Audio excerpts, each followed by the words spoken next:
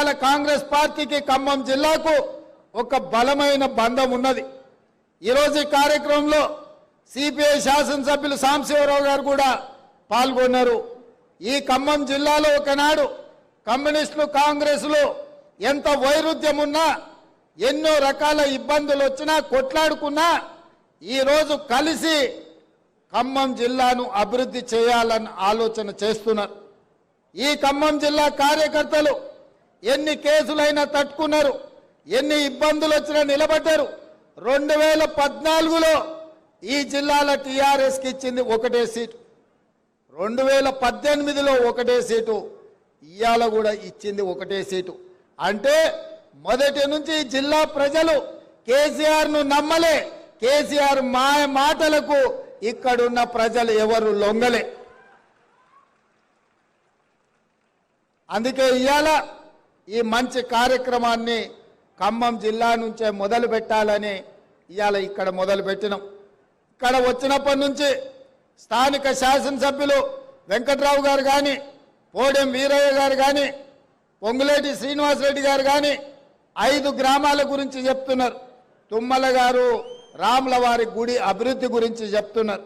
అదేవిధంగా గోదావరి జలాలు మీకు ఉప్పొంగి మీ ఊర్లలోకి, మీ ఇళ్లలోకి వస్తున్నాయి, మీకు రీటైనింగ్ వాల్ కట్టాలని ప్రభుత్వం వచ్చిన ఎంబడే మొట్టమొదట టెండర్ ఉత్తమ్ కుమార్ రెడ్డి గారు మీ ప్రాంతానికి మంజూరు చేసి మీకు ఆ రీటైనింగ్ వాల్ కట్టడానికి 500 పైచిలకు కోట్ల రూపాయలు ఇవాళ మంజూరు చేయడం జరిగింది.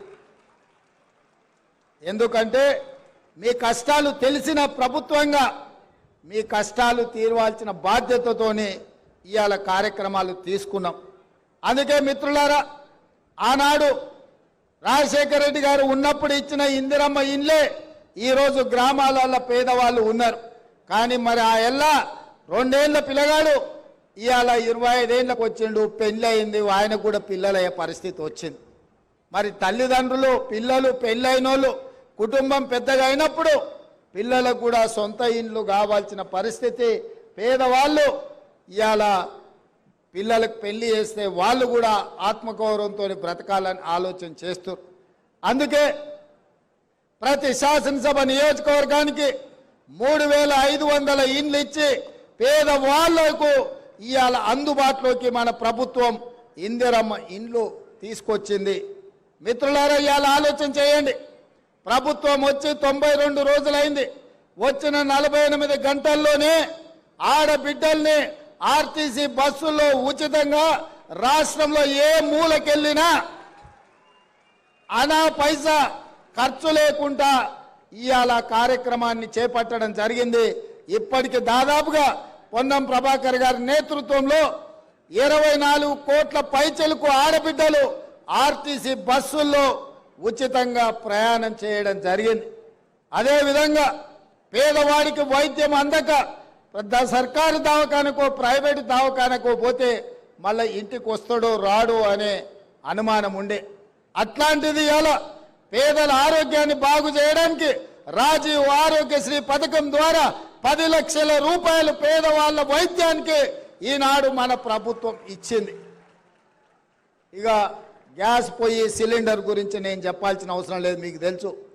ఆ ఎల్లా కట్టెల పొయ్యితో కన్నీళ్లతో వంటలు వండలేక కట్టెల పొయ్యిలో ఊది ఊది ఆ పొగ ఊపిరితిత్తులకు పోయి క్యాన్సర్ వచ్చి ఆడబిడ్డలు చచ్చిపోతుంటే ఆడబిడ్డల కన్నీళ్లు తుడవడానికి సోనియమ్మ దీపం పథకం ద్వారా మీకు గ్యాస్ పొయ్యి సిలిండర్ ఇచ్చి 400 రూపాయలకే మీకు ఆ ఎల్ల సిలిండర్ ఇచ్చారు. మరి వెనక్కి తిరిగి చూస్తే 15 ఏళ్ళ మోడీ గారు వచ్చిండ్రు, కేసీఆర్ గారు వచ్చారు. 400 ఉండే సిలిండర్ 1200 రూపాయలు అయింది. అవునా అక్క? అంతేనా? కేసీఆర్ మోడీ ఏం చేసిరా అంటే 400 ఉన్న సిలిండర్ 1200 చేశారు. 55 రూపాయలు ఉన్న పెట్రోలు 110 రూపాయలు చేశారు. 50 రూపాయలు ఉన్న డీజిల్ 100 రూపాయలు చేశారు.